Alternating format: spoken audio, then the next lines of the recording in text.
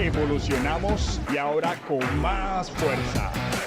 Ser productivo, 11 años pensando en tu éxito. Ok, bienvenidas.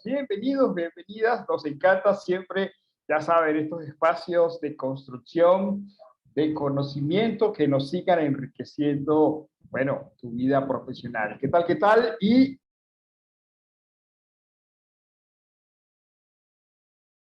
ya saben entonces que estamos en nuestro preámbulo a nuestro gran diplomado, el diplomado que pronto va a iniciar, el diplomado especializado.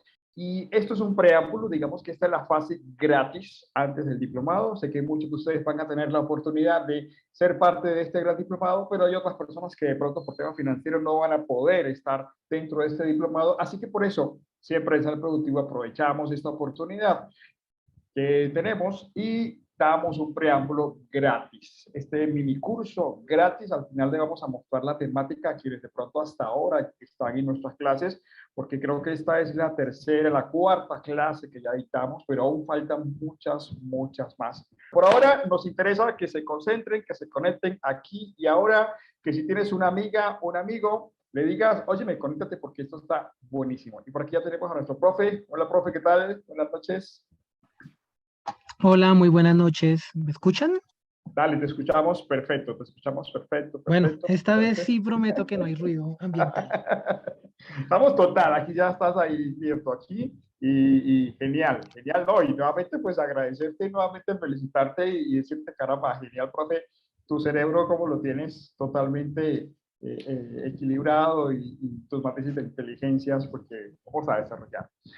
Bueno, perfecto, ya están casi todos ustedes saben que en el equipo Ser Productivo amamos la puntualidad, dijimos que a las 8, ya son las 8:04, damos como 5 minuticos mientras se van conectando los demás, y atentos, porque estas clases solamente quedan grabadas y quedan disponibles durante 24 horas, así que por favor invita a un amigo o una amiga, porque en vivo es mejor porque te van a responder las preguntas y la grabación solamente queda disponible 24 horas. Bueno, profe, y sin más, el público es tuyo. Muchas gracias, Félix. Bueno, otra vez acá, segundo intento. Segundo intento para, entonces, quiero como complementar lo que yo venía hablando con ustedes el miércoles pasado, el miércoles de la semana pasada, y bueno, darle ya como tal una forma más tangible, más concreta a toda la información que yo les compartí acerca de inteligencia. Entonces, por aquí hoy sí traigo una presentación, esperen, yo la comparto.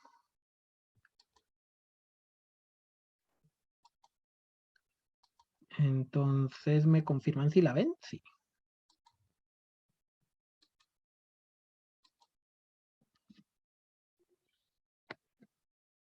Me escriben ahí en el chat si la ven.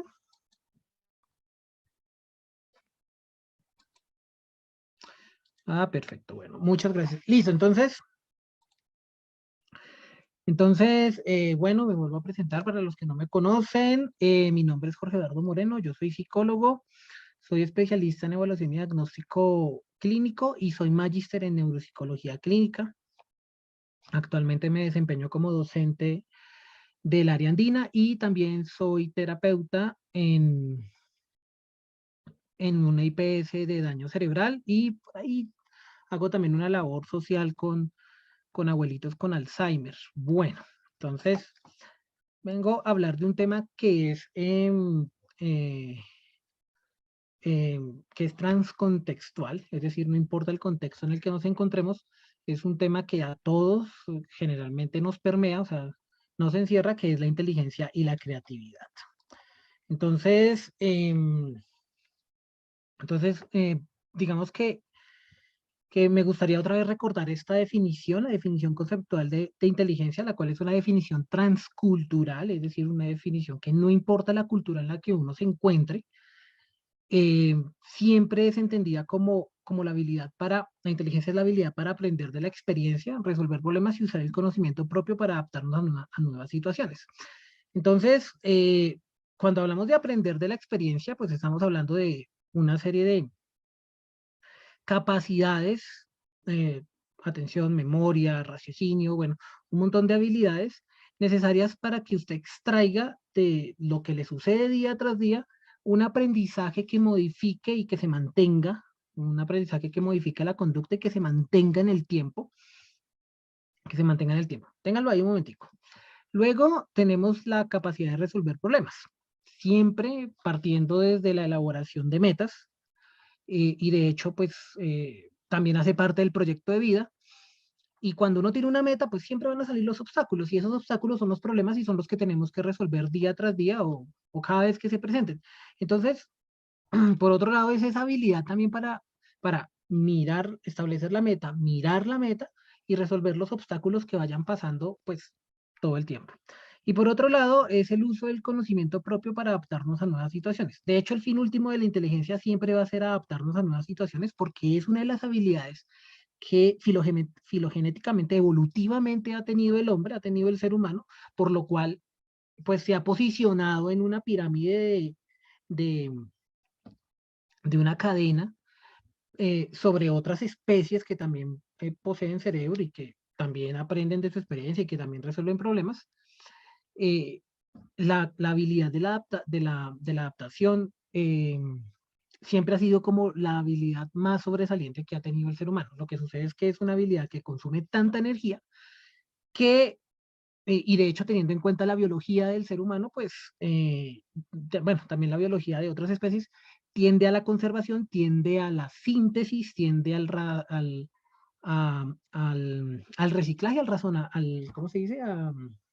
Racionamiento de los recursos, y por eso es que es tan fácil que caigamos en la rutina, pero digamos que esa habilidad de adaptarnos siempre está ahí latente, porque pues la vida pues da vueltas, la vida da muchas vueltas, y pues en un momento uno piensa que tiene la vida pues ya hecha, ya planeada, ya en un curso que uno dice, ya lo logré, como lo definía Abraham Maslow en su pirámide de autorrealización, en esta pirámide de motivación intrínseca y extrínseca, donde ya tener el control sobre todas las esferas de la vida era la etapa de autorrealización, y pues puede que uno tenga la vida ya que siente que está autorrealizada, pero pues los problemas suceden de vez en cuando, y siempre está esa habilidad latente ahí para adaptarnos.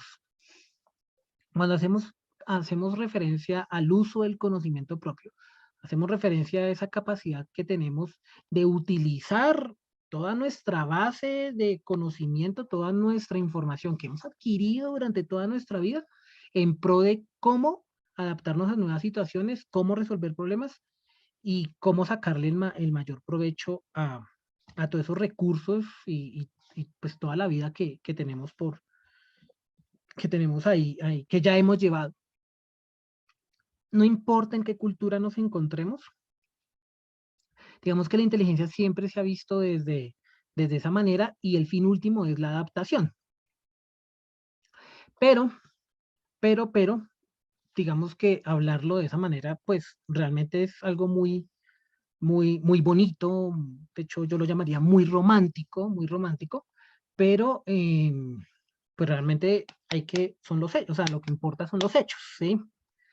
Entonces, por eso tenemos otra definición operacional. Esta definición operacional sí depende de la cultura, y arrancamos por un tema, y es que arrancamos por una variable, y es que la definición operacional tiene que ver primero con los test de medición de la inteligencia, las famosas escalas de inteligencia. Ya ahorita les voy a hacer propaganda de dos, pero, esos test tienen una cantidad de críticas que ya ahorita las miramos, pero realmente la inteligencia eh, se ve es en esa toma de decisiones, es el único momento en que la inteligencia se ve, en esa toma de decisiones, por elegir esa conducta, y como pues, para las personas que estuvieron pues conmigo el miércoles, es esa conducta altamente efectiva. Entonces, cuando operacionalizamos la conducta, perdón, operacionalizamos la inteligencia, estamos haciendo referencia a esa toma de decisiones a nivel conductual, aunque también incluiría la parte emocional, también la parte emocional, porque no sé si recuerdan que hay un término que se llama inteligencia emocional, ¿sí? Que se acuña a Peter Salovey, no a Daniel Goleman. Daniel Goleman, ahí les cuento así cositas.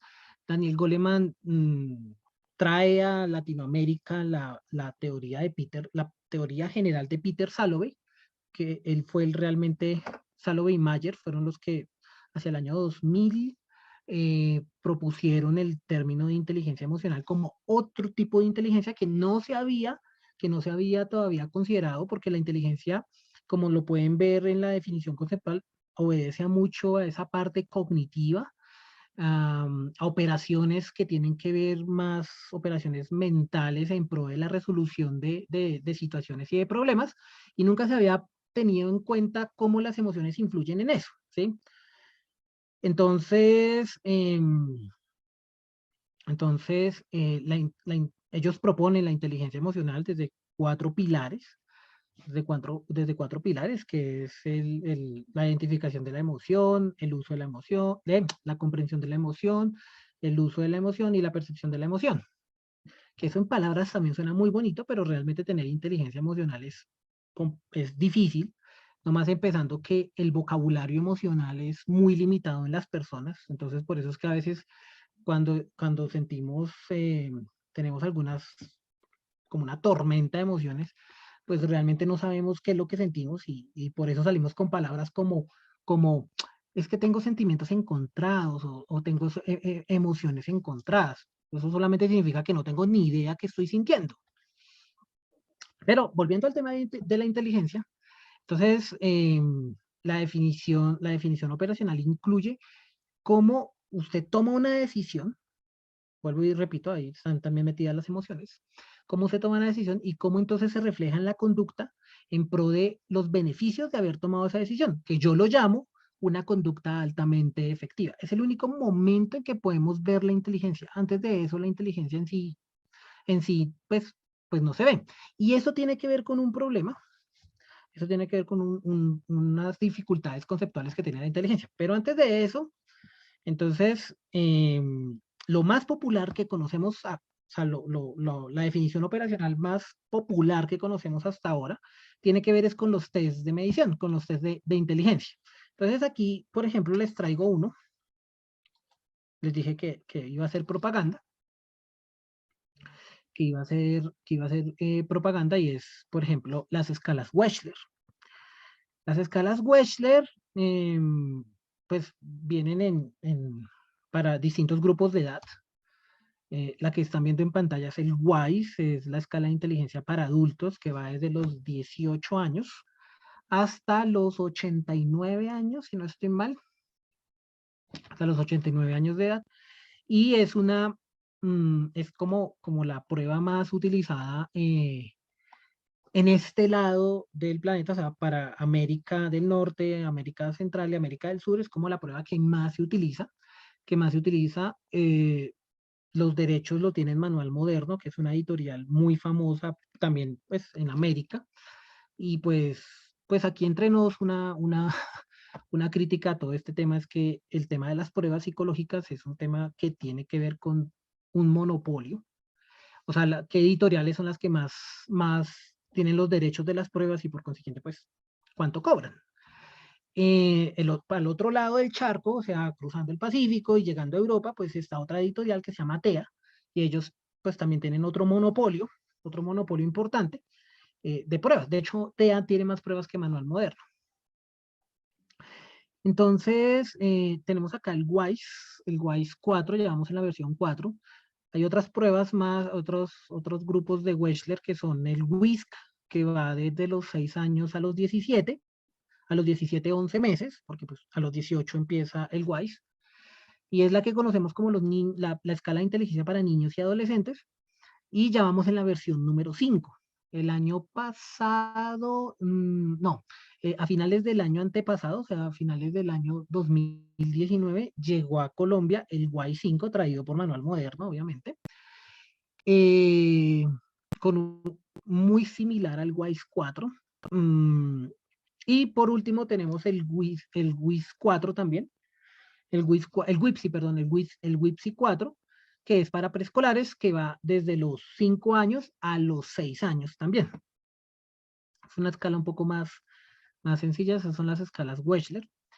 Está bajo, tienen una teoría, están bajo un constructo teórico, una teoría de inteligencia bifactorial, muy clásica, solamente que ellos con el tiempo han ido ampliando como su teoría, su base sigue siendo ese famoso concepto de la inteligencia cristalizada y la inteligencia fluida, que de pronto a ustedes allá les está haciendo allá, trayendo recuerdos de cuando estaban en la universidad. Para los que ya son profesionales y los que pues están terminando en ese momento la carrera, pues eso se ve más o menos como a mitad de carrera, se ve sí, como a la mitad de la carrera, yo creo.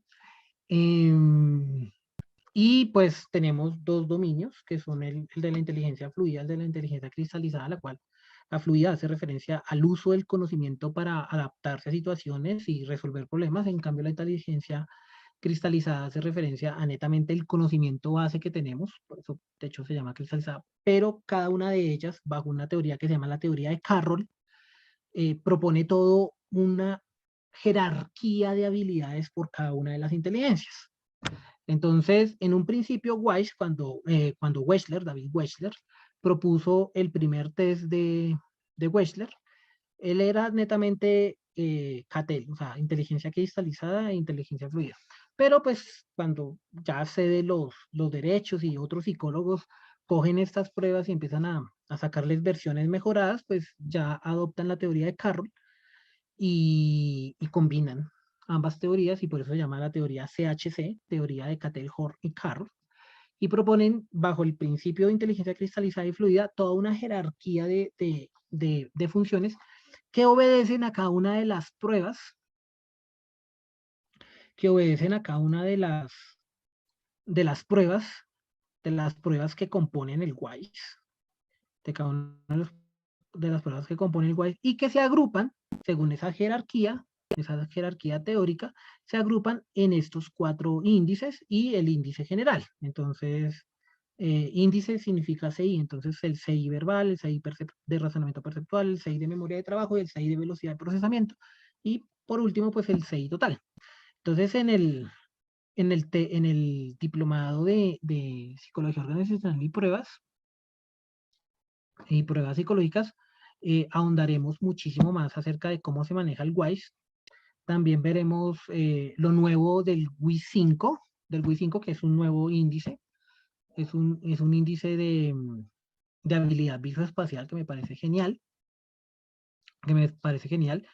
Y ahondaremos pues en el uso de estas pruebas y miraremos pues qué más funciones podemos sacarle, aunque ahorita yo voy a hacer como el abrebocas de cómo podemos exprimir esas pruebas psicológicas, pues, a manera introductoria.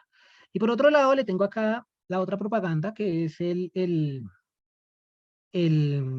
la otra prueba de inteligencia que también le está haciendo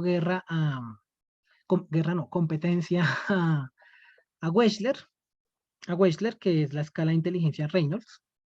Es una prueba gringa, pero que no tuvo éxito en Estados Unidos porque Manual Moderno pues ya tenía el WISE, y pues obviamente no va a sacar dos productos similares, porque pues ustedes saben, como se los dije ahorita, eso es un monopolio. Entonces TEA es quien compra esta prueba. Esta prueba es una prueba mucho más corta, es una prueba mucho más rápida, y pero esta sí no tiene solamente está utilizando la teoría de Cattell y Horn, no la teoría de Cattell, Horn y Carroll. Pero las correlaciones que se han hecho entre el RIAS, una vaina que se llama correlación test-retest, han comparado los resultados del RIAS con los resultados del Wechsler, del WISE, del WIS 3 y del WISE 3 también. No, del WIS 4 y del WISE 3. encontraron que la correlación, o sea, los resultados eran exactamente los mismos. La ventaja de RIAS es que además de ser una prueba corta, en sí para usted sacar el CI solamente necesita estas 4 pruebitas. Este índice de memoria es un índice nuevo. Tenemos aquí 4 pruebitas que si bien usted las puede exprimir, las puede exprimir. La otra ventaja que tiene la escala de inteligencia Reynolds es que tiene el test de inteligencia breve Reynolds, el RIST, que son apenas 2 pruebitas y que le da de hecho una aproximación, le da un tamizaje del coeficiente intelectual muy rápido, es una prueba que se demora por ahí 10 minutos, y eso que depende de la velocidad de la persona a quien se le aplique. Usted saca esa prueba en 5 o 10 minutos y le da un CI general muy confiable. Entonces, y usted compra esta prueba y vienen las 2 pruebas de una. Esta prueba es mucho más económica, es mucho más rápida, con resultados muy similares a los del Wechsler. La verdad es que el Wechsler le va a dar más información, pero pues es una prueba que le da, que también es comparable al Wechsler. Entonces aquí, por eso les dije que la fase de propaganda. Esto, esto de las pruebas es lo que se ha entendido como la operacionalización de la inteligencia. Pero obviamente hay un elemento importante, una crítica súper importante, y es que estamos hablando de números, de obviamente un modelo netamente psicométrico, estamos hablando de números, o sea, los atributos y las cualidades de las personas eh, transformados en números que pues obviamente le dan mucho más respaldo, mucho más objetividad a las mediciones que hacemos para proponer nuestras teorías desde un modelo positivista, empírico analítico. Pero yo soy empírico analítico, pero pues yo también critico mi propio enfoque, mi propia epistemología, y es que pues el número nunca me va a definir el todo de una persona. Es decir, el número me reduce a las cualidades de la persona. Entonces, de eso les hablaré ahorita en los próximos minutos, pero hay una forma distinta de analizar estos números y analizar como tal estas pruebas de inteligencia, porque actualmente las pruebas de inteligencia referentes al famoso concepto de coeficiente intelectual no es nada más ni nada más que simplemente clasificar a las personas. Y de hecho, en la historia de las pruebas de inteligencia, las pruebas de inteligencia eh, mm, en su primera construcción por Alfred Binet, pues nada, pues fue diseñada para eso, para clasificar a la gente, a los niños. Entonces, ¿pero por qué tenemos estos problemas? Entonces, ¿por qué es que tenemos estos problemas? Y es porque la inteligencia tiene unas dificultades conceptuales. Y es que es importante que entiendan que cuando yo hago referencia, ay, ¿qué le pasó a esto? Que cuando yo hago referencia a esta definición conceptual, estoy hablando de un concepto, no de una cosa. ¿Sí? O sea, resolver problemas, aprender de la experiencia, adaptarnos a una situación,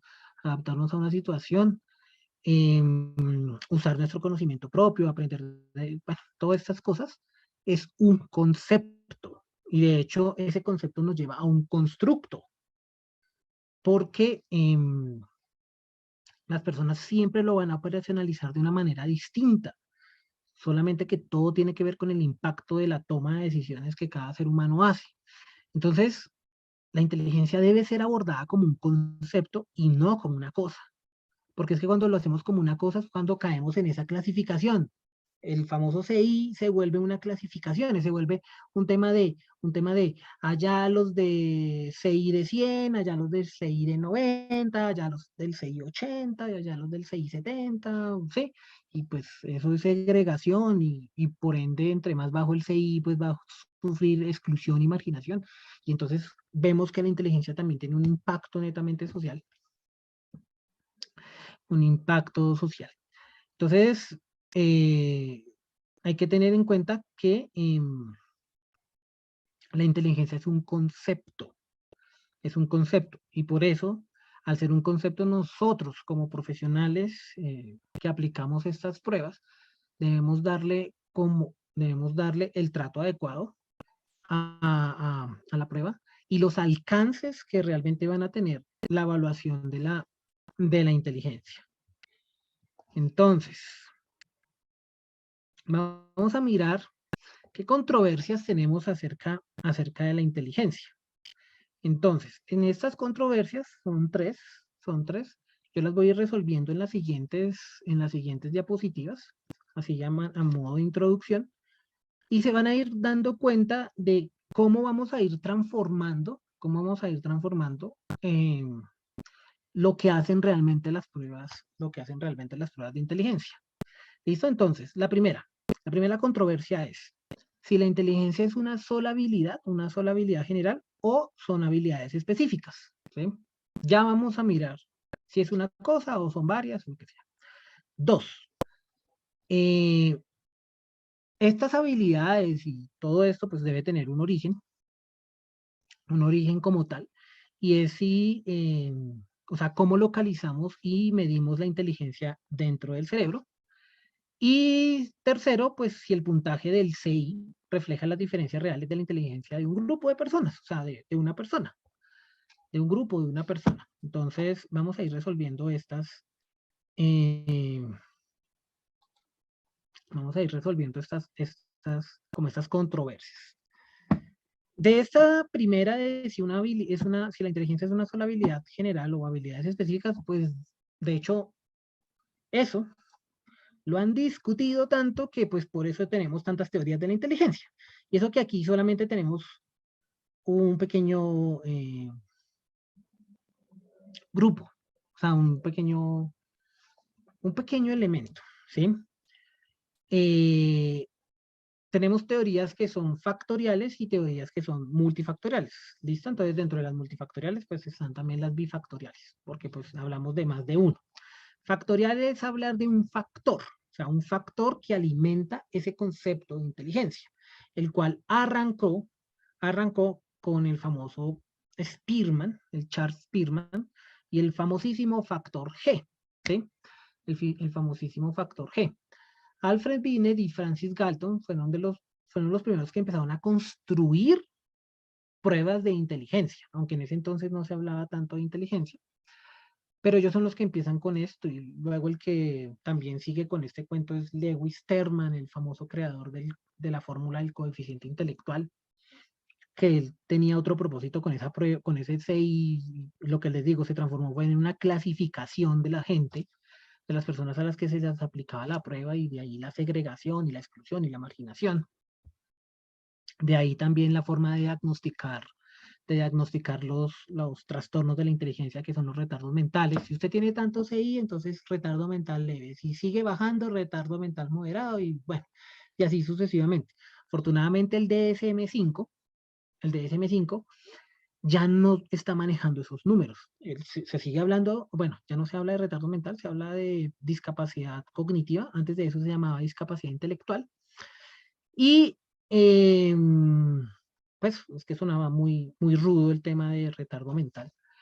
Pero no sé si han tenido la oportunidad de revisar el DSM-5, y el DSM-5 ya dice, es como qué características a nivel comportamental e intelectual, obviamente evaluados con una prueba de inteligencia, nos clasificaría en un retardo leve, moderado, grave, profundo, pero ya no nos está hablando de un número, porque pues los que somos de la vieja escuela, para clasificar la discapacidad cognitiva nos hablaban de números que de 70 a 50 retardo mental leve, que de 50 a 35 moderado, de 35 a 15 creo que era grave, y de 15 a 1, 0 profundo, aunque el profundo siempre va a ser estar en estado de vegetativo. Entonces, Spearman, él propone que la inteligencia es un solo factor, es decir, es una sola habilidad conjunta.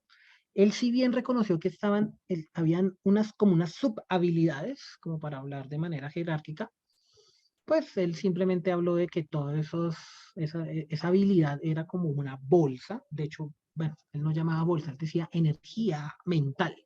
Era una energía mental donde de ahí se desprendían todas sus subhabilidades. Spearman de hecho, tuvo un gran avance porque él fue el que desarrolló el estadístico del análisis factorial. Es decir, en cuanto se corre, qué tanto, qué tanta relación hay entre dos variables o más variables, muchas más variables, mirando si, cómo influye una sobre la otra. Lo que sucede es que Spearman, si bien reconoció de manera muy somera los distintos otros factores, o sea, otras habilidades que componían esa gran habilidad, pues él no la exploró tanto. Entonces ahí es donde aparece Thurston, porque Thurston era eh, como el enemigo de Spearman, y Thurston sí propone 7 categorías de la inteligencia, 7 habilidades que conforman, cluster, de hecho él lo llama clusters, que conformaban la inteligencia. Y para no pelear más, de hecho los pupilos de Spearman y los pupilos de Thurston, que se proponen en unir la teoría de él, la teoría de Spearman con la teoría de Thurston. Entonces, pues listo, hay un factor G, y ese factor G está alimentado por factores específicos, es decir, por las 7 factores o 7 clusters de Thurston.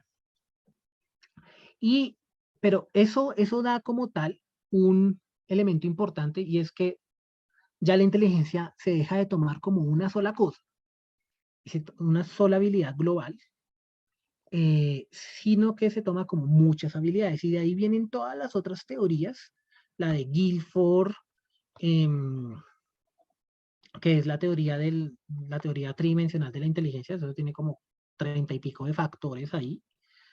Está la de Vernon, que también son un montón de factores. Está la de Kathleen Horn, que ellos sí hablan de 2 factores, que son la inteligencia cristalizada y la inteligencia fluida, sino que de cada una se desprende un montón de cosas, que es esta mujer, Carroll, no me acuerdo ahorita el nombre, que se encarga de jerarquizar esas habilidades de las cuales Kathleen Horn hablaban, y que le hacen pues para mejorar las escalas Wechsler. Tenemos a Stenberg con 3 inteligencias: la analítica, la creativa y la social, que de hecho Stenberg es de los que me parece más centrado, pues desde las teorías que a mí más me gustan, más porque él desprende una serie de inteligencias, y una de esas inteligencias, la analítica, es la que obedece a los test de inteligencia. Las otras son netamente conductuales. Y pues tenemos a nuestro famoso Gardner, Howard Gardner, que en contra de muchos de estos teóricos de la inteligencia que son psicométricos, Gardner es cualitativo. Entonces Gardner dice, no, pues sí, efectivamente hay varias inteligencias, varias habilidades, pero no hay que medirlas, sino hay que observarlas y cómo se desenvuelven en el contexto. Por eso a mí me gusta decir, o sea, yo, al ser empírico analítico, pues obviamente las pruebas, los números son importantes para mí, pero sé que el número reduce a la persona, ¿sí? Entonces, pero el ver y el hacer es lo que realmente vale. Entonces, entonces yo combino el número con la conducta, con el reporte de conducta. Por eso yo lo llamo, por eso la toma de decisiones de la que le hablaba en diapositivas anteriores, yo la tomo como una conducta altamente efectiva, que es básicamente el resultado de la toma de decisiones, y cómo media el impacto de su decisión el sujeto. Todo eso sería la inteligencia. Entonces, los test de inteligencia, de hecho me estoy adelantando a una serie de diapositivas, básicamente son predictores, ¿sí? Usted tiene ese número usted lo va a predecir a futuro lo va a utilizar para predecir de cuánto es capaz el sujeto. Por eso es tan importante saber manejar bien, bien, bien las pruebas de inteligencia, es decir, lo que yo ahorita hacía así, como exprimirlo. Lo importante de Gardner, porque como les digo, estoy de acuerdo con que la inteligencia se debe ver, se debe, se debe ver en términos de conducta. Pues obviamente para mí siempre va a hacer falta el número. Pero Gardner tiene una cosa importante, y es que él es de los que propone el término de síndrome de Savant, el síndrome del sabio, el síndrome de sabio, donde tenemos que las personas, o sea, es la evidencia más fehaciente de que las personas pueden tener una habilidad desarrollada, una habilidad supremamente desarrollada, otras no tanto, porque de hecho en la teoría de Gardner habla de un momento de equiparación, de compensación, perdón, equiparación no, de compensación. Y es que si usted es bueno para una cosa, pues no es tan bueno para otras. Pero el síndrome de Savant es un tipo de habilidad sobresaliente o sea, que sobresale tanto, tanto, tanto que otros tipos de habilidades están supremamente marginados. Entonces, por ejemplo, este es Kemper, y pues dice ahí que este señor ya murió. eh, no me sé muy, o sea, la historia dice que él es autista, y de hecho muchos de los savants los han asociado a autismo y a Asperger, la síndrome de Asperger, un tipo de autismo atípico. Y otros dicen que él de niño recibió un daño cerebral, pero me parece más es como un tipo de autismo. Pero este personaje tenía una memoria impresionante. O sea, pues, pareciera como si su cerebro estuviera disociado, es decir, como que o sea, el cerebro de nosotros es asociado, es decir, el cerebro de nosotros trabaja de manera conjunta, por eso las redes neuronales, que de hecho ahorita les hablo también de las redes neuronales. Y, pero pareciera que cada red actuara de manera diferente y se materializara de una manera independiente a las otras redes, lo cual pues en cerebros convencionales no sucede así, la información generalmente se integra, tenemos unas habilidades superiores en algunas cosas, pero no al nivel que tenía este sujeto. Yo creo que todos ustedes creo que ya leyeron la leyenda el texto que está aquí debajo de la foto de este señor. Y pues ven que tiene una habilidad de memoria impresionante, una capacidad. Él también podía hacía como unos cálculos matemáticos muy rápidos porque él era capaz de decirle a usted en qué día de la semana cayó una fecha determinada, ¿sí? Y para eso pues toca hacer cálculo matemático, pero digamos que de resto no sabía hacer nada más, o sea, no se sabía amarrar los zapatos, no sabía cocinar, no sabía comer, no sabía relacionarse con otros, etcétera, etcétera, etcétera. El Savant le permite a Garner, el Savant le permite a Garner como desfragmentar ese tema de inteligencia en varios tipos de inteligencia que se podían ver a nivel conductual y que son las ocho inteligencias que ven ahí, aunque hay hay una inteligencia más en los últimos avances que él ha tenido, hace más o menos unos 5 años, un poco más, no recuerdo. Él propone, hay una novena inteligencia que es la inteligencia existencial, que tiene que ver mucho con la parte religiosa. ¿Listo? Entonces, en conclusión, y sobre las controversias, la inteligencia se divide en varias habilidades. Aunque ese tema de habilidades, ese concepto de habilidades hay que desfragmentarlo. Y para desfragmentarlo, eh, para poderlo desfragmentar, es porque lo vamos a utilizar mucho mejor cuando veamos lo que es el coeficiente intelectual. Luego, por otro lado, está la otra controversia, que es si podemos medir la inteligencia, pues, dónde está ubicada ahí en el cerebro. Y pues realmente las investigaciones han mostrado que no hay una ubicación exacta de la inteligencia en el cerebro, sino que es básicamente toda la configuración que tiene el cerebro, ¿sí? Entonces, para eso, vamos a tomar como punto de base, como punto de comparación la demencia. La demencia, pues, la demencia con más frecuencia y prevalencia en el mundo es la demencia por enfermedad de Alzheimer, una, una taupatología, es decir, hay una demencia que se da por una neurotoxicidad generada por una proteína tau y unos novillos de beta-amiloides, es decir, pura basura que genera neurotoxicidad. Usted sabe que nuestras células producen desechos, pues es la razón por la que vamos al baño a hacer chichi y popó, pero pues y todas las células pues tienen ese proceso de generar desechos y las mismas células lo degradan, otras lo recogen y bueno, en fin. Pero pues cuando esta vaina se empieza a acumular, así como cuando el carro de la basura no vuelve a pasar porque está en protesta, entonces toda la basura que vamos haciendo todos los días en nuestro conjunto, apartamento, etcétera, con los otros apartamentos, pues se va acumulando y eso va generando enfermedades y bueno, en fin, un montón de desastres. Pues así mismo pasa en el Alzheimer, un montón de proteína tau y proteína beta-amiloides, novillos de beta-amiloides, es basura que nadie recoge porque se daña un tipo de comunicación celular y pues nada, pues el cerebro empieza a intoxicarse y eso hace que se vaya atrofiando, es decir, se vaya encogiendo, como lo pueden ver en esa fotografía. Un cerebro normal a la izquierda, un cerebro con enfermedad de Alzheimer a la, a la derecha. ¿Por qué vamos a tomar como base la enfermedad de Alzheimer? Porque miren, un estudio, este estudio es como del 2005, 2008, dice que hay una correlación de 40, de 0,40 positivos, una correlación no muy alta, pero es una correlación significativa entre el tamaño del cerebro y la inteligencia. Pero cuando hablamos del tamaño del cerebro no hablamos de ser cabezones, ¿sí? Sino hablamos es de la materia gris, de la sustancia gris. Entonces la sustancia gris, a ver, esperen, yo abro acá una lupita. La sustancia gris es esta más oscurita que se ve acá, que estoy recorriendo con la manito del mouse. No sé si puedan ver la manito. Es decir, está por los bordes, porque lo que se ve más claro, lo que se ve más claro es la sustancia blanca. La sustancia blanca, entonces, esperen un momento, ya.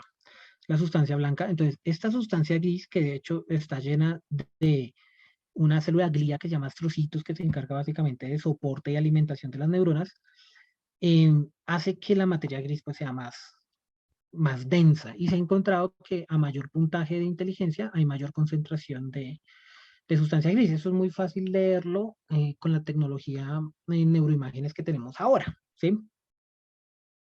Todo esto se puede medir con resonancia magnética y hemos encontrado eso. Entonces, miren, cuando hay demencia, no solamente la de Alzheimer, sino otros tipos de demencia, antes de la demencia existe el deterioro cognitivo leve, encontramos que la materia gris, o sea, que el cerebro en sí se va encogiendo, entonces tanto materia gris como materia blanca se van encogiendo, y las habilidades cognitivas, pues efectivamente van disminuyendo y la conducta también se va modificando. No sé si alguno de ustedes, pues, pues ha tenido la oportunidad de interactuar o, pues, convivir con una persona que está en deterioro cognitivo o que, pues, que ya esté en demencia, sus habilidades intelectuales, su conducta como tal, entonces su toma de decisiones, pues está comprometida y a medida que pasa el tiempo, entre más, esto va empeorando, pues también su conducta y sus habilidades van como tal disminuyendo y luego desapareciendo. Entonces, por eso les decía que tomaba como evidencia como punto base la enfermedad de la demencia por enfermedad de Alzheimer. Entonces también hemos encontrado que las dendritas, o sea, las conexiones ya en sustancia blanca, no necesitan haber más dendritas, o sea, no necesitan haber más neuronas, sino que las neuronas están mejor organizadas. Esto es una maraña, el cerebro es una maraña de cables, entonces está mejor conectada, ¿sí? Está mucho mejor conectada.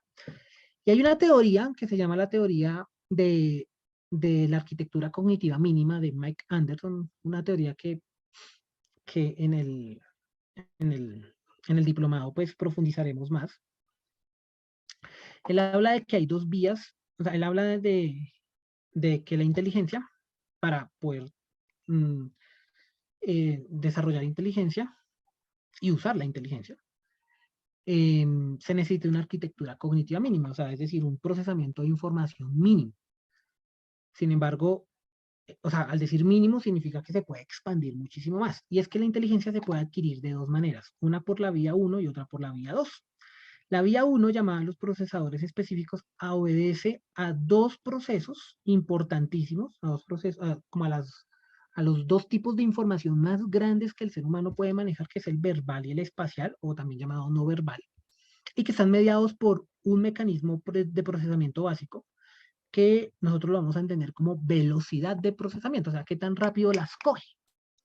Esa es la primera forma para llegar al conocimiento, porque recuerde que la inteligencia es el uso adecuado del conocimiento, aprender de la experiencia para resolver problemas y adaptarnos a situaciones. Toda la base es netamente el conocimiento. Entonces, estos procesadores específicos, verbal y no verbal, mediados por una velocidad de procesamiento, sería la primera vía para establecer, para lograr la inteligencia y usar la inteligencia. Además de que la velocidad de procesamiento, o sea, qué tan rápido las coge,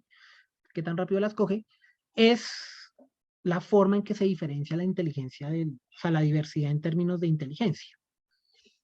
Cuando es muy general, ¿sí? Cuando no es que uno tenga una super habilidad desarrollada, sino que uno es promedio, pero pues hay unos que son unos que sobresalen un poco más y otros no, sin necesidad de ser expertos o unos duros en algún tema en específico.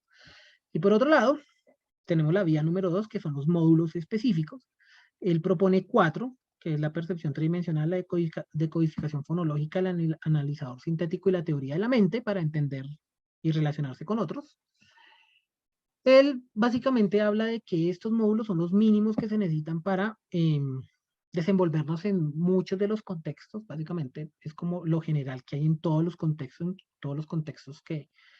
en los que está involucrado el ser humano. Sin embargo, hay muchos más módulos que se desarrollan de manera específica. Pero estos módulos hacen referencia a que yo tengo una habilidad sobresaliente, como la de los Savant, y aún así también puedo ser inteligente, como los Savant. Solamente que la vía 1 es mucho más general, como permea muchos más contextos, y los módulos específicos son muy propios, muy exclusivos de un tipo de tarea. Sin embargo, usted puede combinar ser promedio o hasta un poco sobresaliente sobre todos sus contextos, pero puede usted tener una habilidad súper desarrollada para alguna cosa. Y esto nos lo permite, esto lo podemos ver en las pruebas. Estos procesadores específicos obedecen a los dos hemisferios. Obedece a los dos hemisferios. Es decir, el hemisferio izquierdo es verbal, el hemisferio derecho es no verbal. Y el mecanismo de procesamiento básico, o sea, la velocidad de procesamiento, obedece a las conexiones neuronales, ¿sí? Qué tan rápido se mueven esas conexiones. Y por otro lado, los módulos específicos obedecen a distintas regiones cerebrales que podrían estar más desarrolladas en el sujeto que así las posea, como lo ven pues, en esta habilidad, en este GIF, en esta animación que están viendo ahí, que está cambiando los colores, sino que es para no entrar es para no entrar en hablar del cerebro de manera específica. Luego, por otro lado, vámonos para la tercera controversia. Y es que si el CI refleja realmente lo que uno sabe. Entonces nosotros tenemos que, cuando vamos a hablar de CI, primero tenemos que definir la naturaleza de las pruebas. Las pruebas de inteligencia se dividen entre aptitudes, test de aptitudes y test de habilidades. Antes de hablar de test de inteligencia, de hecho uno encuentra test de aptitudes y test de habilidades por separado, ¿sí? En el famoso repertorio y abanico del mundo de las pruebas psicométricas, uno encuentra test de aptitudes y test de habilidades. Haciendo un estudio con test de habilidades y un test de aptitudes como este, un test de aptitudes escolares, en esta gráfica, que es una gráfica de correlación, miren que los punticos son cada uno de los factores, los cuales si se dan cuenta, nomás verlo así de manera visual, usted ve que están como agrupaditos. Es decir, eso visualmente significa que hay correlación, ¿sí? Que hay correlación. Pero tenemos que entender qué es aptitud y qué es aptitud y qué es habilidad. Y por un lado, pues la aptitud obedece a un predictor de la habilidad, y la habilidad refleja el dominio que usted tiene sobre un tipo de, de conducta y de proceso como tal. Entonces, en ese orden de ideas, las pruebas de inteligencia estarían divididas en aptitudes y habilidades, ¿sí? Y obviamente cuando estemos en el diplomado, pues vamos a clasificar cada una de las tareas de las subpruebas que trae cada una de las pruebas, que trae cada una de las pruebas, y miraremos qué es una aptitud y qué es una habilidad para poder predecir este personaje hasta dónde puede llegar, o mirar qué habilidad ya tiene desarrollada y cómo pues obviamente, por ejemplo, desde recursos humanos, cómo darle mejor provecho a ese sujeto en nuestra compañía. Y el coeficiente intelectual, pues básicamente es o sea, como se lo explico a los sujetos y a los padres de familia cuando también le piden a uno que lo contratan a uno para aplicar pruebas de inteligencia, a su hijo o también a adultos o ancianitos o abuelitos. El coeficiente intelectual es básicamente un porcentaje de cuánta inteligencia usted tiene, según un referente que es la edad. Por eso la fórmula de coeficiente intelectual es edad mental, ese es el referente, sobre la edad cronológica, o sea, cuánta edad tiene usted, multiplicado por 100. Y al multiplicarlo por 100, sabemos que es un porcentaje. El 100% significa todo. Es decir, usted está al tope. Entonces, cuando usted tiene una inteligencia por menos de 85, como lo vemos en esta curva de normalidad, la famosa campana de Gauss, cuando usted tiene una inteligencia por debajo de 85, pues estamos hablando de que usted obviamente tiene un déficit de del 15% y ese 15%, más de ese 15% ya lo empieza a clasificar a usted en una persona que tiene pues alguna serie de dificultades. Eso es lo que yo les decía de la crítica al CI, que era para clasificar, para clasificar. Sin embargo, el CI se puede mirar de otra manera y el CI se puede mirar como la interacción y la sincronización de pues de las distintas habilidades que componen al sujeto, ¿sí? Es decir, como lo mencioné en la propaganda que le hice al WISE y al RIAS, eso está conformado por varias pruebas. Pues yo puedo ver qué tan sincronizadas y qué tanto interactúan esos distintos dominios, esas distintas habilidades y aptitudes, qué tanto interaccionan, ¿para qué? Pues para esa futura toma de decisiones, para poder yo predecir la conducta del sujeto al que le estoy aplicando la prueba de inteligencia. Sin embargo, hablar de CI incluye también muchas otras variables, muchísimas otras variables. Primero, el CI es estable o dinámico, las influencias genéticas y las influencias ambientales. Por ejemplo, aquí les traigo que una gráfica, en términos de también una gráfica de correlación, de la edad y el CI, o sea, entre la edad mental y pues el referente y la edad que tiene una persona. Encontramos que efectivamente hay una correlación hasta que se alcanza cierta edad donde empieza a bajar, que tiene que ver con los abuelitos, o sea, que tiene que ver con el deterioro cognitivo por el que todos vamos a pasar en algún momento. Sin embargo, también acá les traigo otros elementos, otras evidencias de las influencias genéticas y ambientales, ¿sí? Como por ejemplo, la primera, que es los estudios en gemelos idénticos, en gemelos monocigotos, de cómo hay una influencia netamente genética sobre aptitudes, porque acuérdense que aptitudes es el predictor de la inteligencia, de la habilidad, y la inteligencia son varias habilidades. Por ejemplo, evidencias de diferencias a nivel racial. Y pues ni qué más decir que también hay diferencias a nivel pues cognitivo y comportamental entre hombres y mujeres.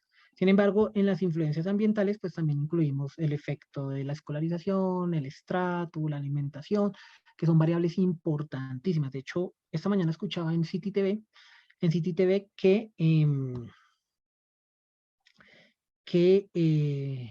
salió una investigación de que, es que había pues de que toda influencia ambiental, escolarización, alimentación, tenía un efecto súper fuerte hasta los 3 años. Y eso toca escribir al editor que se empape más, porque de hecho la influencia de hecho se puede hacer la influencia durante toda la vida, obviamente.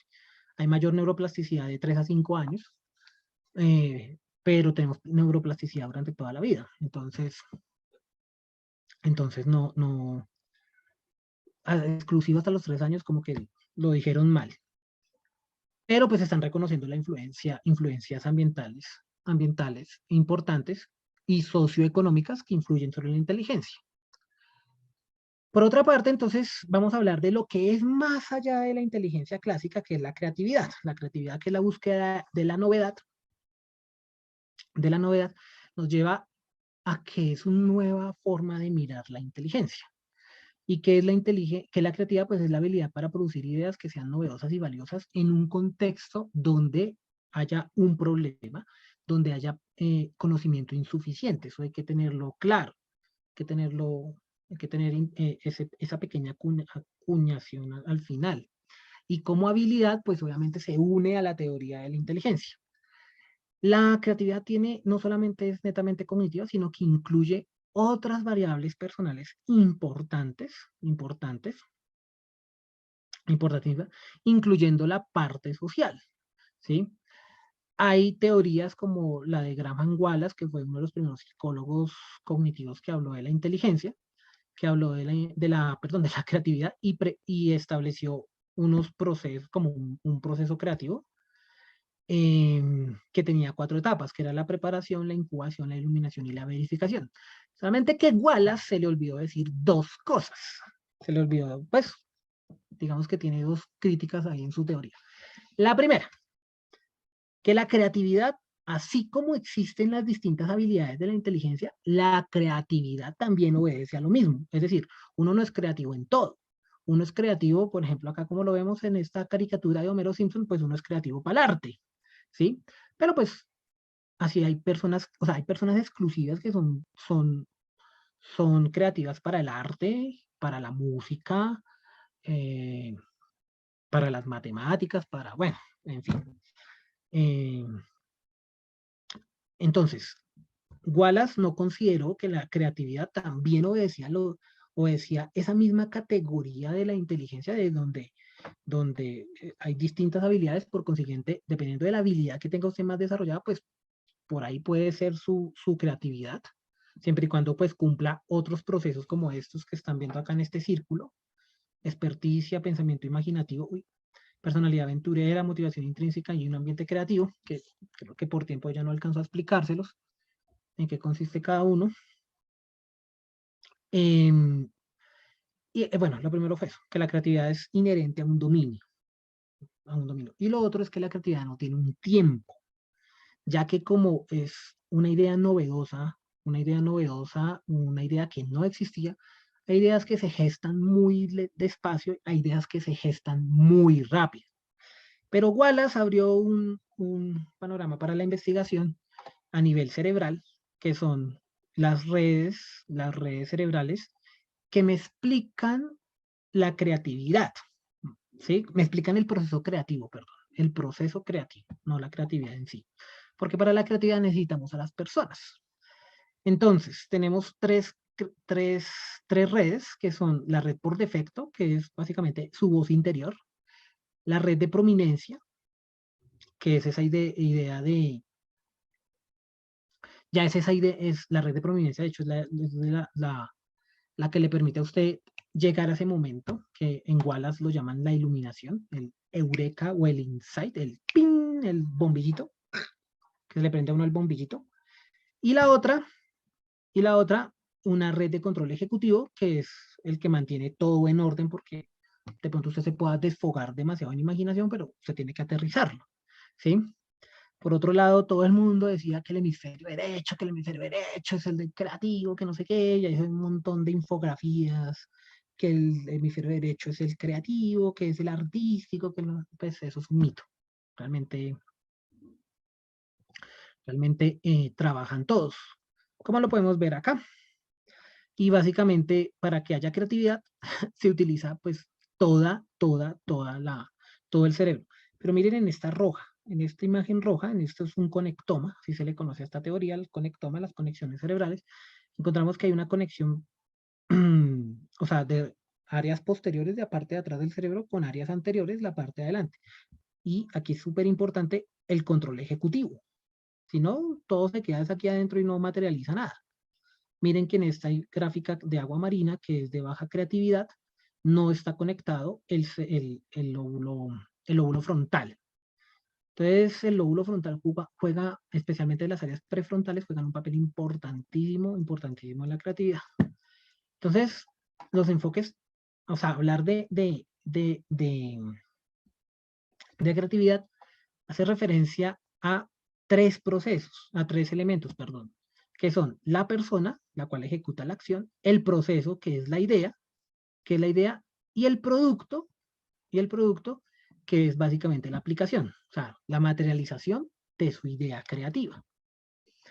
todo esto debe cumplir una serie de criterios, entonces, una serie de criterios, los cuales es que la idea creativa y por consiguiente el proceso, pues debe ser relevante, ¿sí? Es decir, que nos lleve a adaptarnos mucho mejor, muchísimo mejor. Entonces, con las pruebas de inteligencia que vamos a ver, se pueden identificar ciertas variables de la creatividad que nos servirían como predictores. Simplemente a veces algunas personas necesitan su empujoncito y también necesitan esto, ¿no? Un ambiente creativo. Un ambiente creativo. Steve Jobs, por ejemplo, es una persona que fue muy creativa y él tenía el ambiente creativo. El ambiente creativo pues era su empresa, pero también eran sus ingenieros. Él era como el influenciador, porque él era el que tenía las ideas creativas, se las comunicaba a esta gente y a estos ingenieros y ellos eran los que lo creaban. Porque es que para ver un producto creativo se necesita una asociación, especialmente esta asociación de tercer orden. Una asociación donde se crean cosas que no, o sea, una asociación entre variables que no existía, que no existía, que no existía y que obviamente lo va a llevar a ver más allá. Entonces, como lo dije al principio, usted puede manejar la inteligencia, o sea, si usted considera también las variables de inteligencia y de creatividad en un recurso humano, usted puede aprovechar el recurso humano que en sí es el fin último de, bueno, uno de los elementos más importantes de la psicología organizacional, ¿sí? Por eso es que estamos viendo el tema de inteligencia y creatividad y la importancia de pruebas psicológicas, y entre esas, pues el de la, el de la inteligencia, los test, los famosísimos test de inteligencia, no con el fin no con el fin de clasificar a la persona, sino con el fin de mirar cómo usted puede predecir su desempeño y, pues, obviamente, cómo lo puede usted, como ficha de una empresa, cómo lo puede usted encajar en el lugar adecuado. Y por último, pues la creatividad, que es más allá de la inteligencia, como lo dije ahorita, eh, no, pues requiere de la retroalimentación de la sociedad, ¿sí? Llámese sociedad al contexto, llámese sociedad al contexto que usted considere. Pues de hecho un sistema simple puede ser una empresa, como un exosistema, un macrosistema, como puede ser la sociedad. Pero el caso es que esta última, esta que se llama beta, rompimiento beta, es básicamente cuando la sociedad, la gente, el contexto, el sistema, califica ese proceso creativo, ese producto creativo, como algo que renueva completamente algo. Son las personas quienes crean todo esto. Se me olvidó colocar una diapositiva que se llama la curva de la novedad. La curva de la novedad nos dice que eh, la historia de la humanidad ha mostrado obviamente un avance, pero que en los últimos años, en el último siglo para ser exactos, la innovación en términos de inventos y elementos adaptables para la sociedad y que obviamente nos posiciona mejor y nos facilita muchas cosas, ha tenido un crecimiento exponencial. Que si lo atamos, ¿y dónde se crea todo esto? Pues en las empresas y todo este tipo de cosas. Que si lo atamos a una famosa teoría que se llama el efecto Flynn, que se llama el efecto Flynn, que es una teoría que habla de que eh, Flynn era otro psicólogo que ha hecho como un estudio longitudinal de, del, recopilando como investigaciones y mediciones del CI ha visto que más o menos cada 10 años el CI de las personas está aumentando 3 puntos. Sin embargo, el año pasado escuché la noticia que el efecto Flynn falló, o sea que realmente no subió, pero pues digamos que también se puede explicar desde el tema de la pandemia, aunque la pandemia hizo que se desarrollaran otras estrategias o adaptación, una de las habilidades que les mencionaba de la inteligencia y se dieron cuenta que la persona que no se adaptó a esta situación de pandemia se fregó. ¿Cuántas empresas no quebraron? Entonces, como muchas se tuvieron que retransformar y readaptar. Entonces, ahí, como se los dije al principio de la presentación, pues está siempre, o sea, este tema de la inteligencia nos permea y nos involucra a todos sin importar el contexto en el que estemos. Y la creatividad es ese elemento que va más allá de la inteligencia, pero que parte desde esa inteligencia.